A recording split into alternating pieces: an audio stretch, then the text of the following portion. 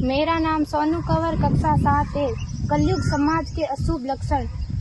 कुटुंब कम हुआ, संबंध कम हुआ, प्रेम कम हुआ, मर्यादा कम हुई, लाज लज्जा कम हुई, विनम्रता कम हुई, समर्पण कम हुए, पुस्तक वाचन कम हुआ, खान पान की शुद्धता कम हुई, बाल कम हुए, कपड़े कम हुए, नींद कम हुई, घी मक्खन कम हुआ, पीतल तांबे के बर्तन कम हुए, भाई भाई का प्रेम कम हुआ, सत्य कम हुआ, अतिथि कम हुए, धैर्य कम हुआ, श्रद्धा और विश्वास कम हुआ, बड़ों का सम्मान कम हुआ और भी बहुत कुछ कम हुआ जिससे जीवन सहज था, सरल था। संतान को दोष न दे।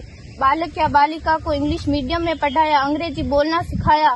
बर्थडे और मैरिज एनिवर्सरी जैसे जीवन के शुभ प्रसंगों को अंग्रेजी कल्चर्स के अनुसार जीना ही श्रेष्ठ माना। माता पिता को मम्मी डैड कहना सिखाया। जब अंग्रेजी कल्चर से परिपूर्ण बालक या बालिका बड़ा होकर आपको समय नहीं देता, आपकी भावनाओं को नहीं समझता, आपको तुच्छ मानकर आपसे जुबान लड़ाता, जब आपको बच्चे में कोई संस्कार नजर नहीं आता, तब घर के वातावरण को गमगीन किए बिना, संतान को दोष दिए बिना एकांत में जाकर रो लीजिएगा, क्योंकि पुत्र या पुत्री की पहली वर्षगांठ से ही भारतीय संस्कारों के बजाय, मंदिर जाने के बजाय केक कैसे काटा जाता है, यह सिखाने वाले आप और अम्मी है। जब बच्चा पहली बार घर से बाहर निकलता है तो प्रणाम और आशीर्वाद के बदले बाय बाय कहना सिखाने वाले आप और अम्मी है। हम परीक्षा देने जाते समय इष्ट देव बड़ों के पैर छूने के बदले बेस्ट ऑफ लक कहकर परीक्षा भवन तक छोड़ने वाले आप और अम्मी है।